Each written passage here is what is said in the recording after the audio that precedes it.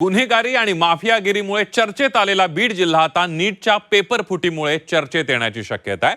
नीट पेपरफुटीचे अंबाजोगाईमध्ये धागेदोरे असल्याचा सीबीआयला संशय आहे. सीबीआयची 2 पथकं अंबाजोगाईमध्ये तळ ठोकून असून अनेक लाच चालक आणि नीट दिलेल्या विद्यार्थ्यांची चौकशी होऊ लागलेली आहे. बघूया.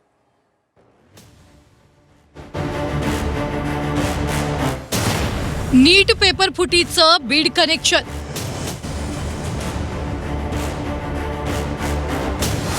अंबाजोगाईत सीबीआयचं पथक तळ ठोकून.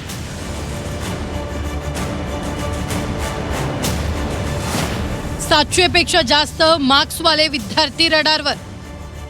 बीड जिल्ह्यातल्या अंबाजोगाई शहरात फिरणारी ही सीबीआयची पथकं पहा. पेपरफुटीचे धागेदोरे थेट अंबाजोगाईतल्या काही कोचिंग सेंटर्स पर्यंत आली आहेत. सीबीआयनं बीड शहरातील काही नामांकित कोचिंग क्लासेस चालकांची चौकशी केल्याची माहिती आहे. कुलकर्णी आणि मोठेगावकर यांच्या मोबाईल कॉल रेकॉर्ड्स, आर्थिक व्यवहार, विद्यार्थ्यांशी संपर्क आणि कोचिंग नेटवर्कची साखळी तपासताना बीडमधील काही क्लासेस संशयाच्या भोवऱ्यात आलेत. मागील 2 दिवसांपासून सीबीआयची 2 स्वतंत्र पथकं बीड जिल्ह्यामध्ये तळ ठोकून असून प्रमुख नीट आणि जेईई कोचिंग संस्थांवर विशेष लक्ष ठेवण्यात येत आहे. सीबीआयकडून अंबाजोगाईमध्ये काही क्लासेसमध्ये प्रत्यक्ष जाऊन चौकशी करण्यात आली. विद्यार्थ्यांच्या प्रवेश नोंदी, फी व्यवहार, बाहेरील जिल्ह्यातून आलेल्या विद्यार्थ्यांची माहिती, शिक्षकांचे संपर्क तपासण्यात आले. याशिवाय काही ठिकाणी डिजिटल डेटा, मोबाईल संपर्क आणि जुना बॅचेसची माहिती मागवण्यात आली. विशेष म्हणजे 700 पेक्षा जास्त गुण मिळवणाऱ्या विद्यार्थ्यांचा डेटा तपास यंत्रणेकडून तपासात घेतल्याची माहिती आहे. प्रामाणिकपणे अभ्यास करणारे विद्यार्थी पाठीमागे पडलेत. ज्या विद्यार्थ्यांनी 700 पेक्षा जास्त मार्क घेतलेत त्यातल्या अनेक विद्यार्थ्यांना MBBS ला गेल्यानंतर विषय काढणं सुद्धा जड चाललेलं आहे. त्यामुळे मागच्या अनेक वर्षापासून पालकांची जी फसवणूक झाली आहे, ती गरीब विद्यार्थ्यांसोबत जो अन्याय झाला आहे, तर त्याच्यावरती कठोरात कठोर कारवाई या सगळ्यावरती झाली पाहिजे. बीडमधील सुद्धा जरी कोणी प्रोफेशनल त्याच्यासोबत असतील तर त्या लोकांवर सुद्धा कारवाई झाली पाहिजे. सीबीआयच्या चौकशीमध्ये एकटा मोठेगावकर नाही तर मोठेगावकरचं जे काही माफिया सिंडिकेट आहे महाराष्ट्रातलं ते सर्व समोर आलं पाहिजे. अंबाजोगाईमध्ये सीबीआयकडून 2 विद्यार्थ्यांची चौकशी सुरू असून त्यांच्या मोबाईल फोनसह मेमरी कार्डही ताब्यात घेण्यात आले.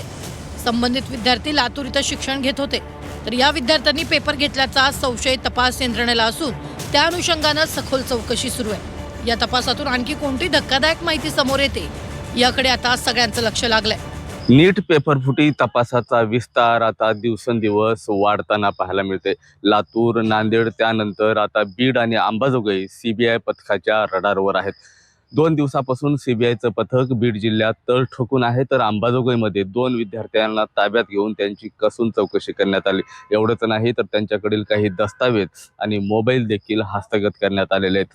त्यामुळे आता विद्यार्थी असतील, पालक असतील आणि कोचिंग क्लासेसचे जे चालक आणि मालक असतील यांचीही चौकशी जी आहे त्यांच्यावर आता टांगती तलवार आहे. त्यामुळे आता एकूणच सीबीआय आणखीन कुठल्या ठिकाणी जाऊन कारवाई करेल आणि याचा विस्तार कसा वाढेल याकडे संपूर्ण राज्याचं लक्ष लागलेलं आहे.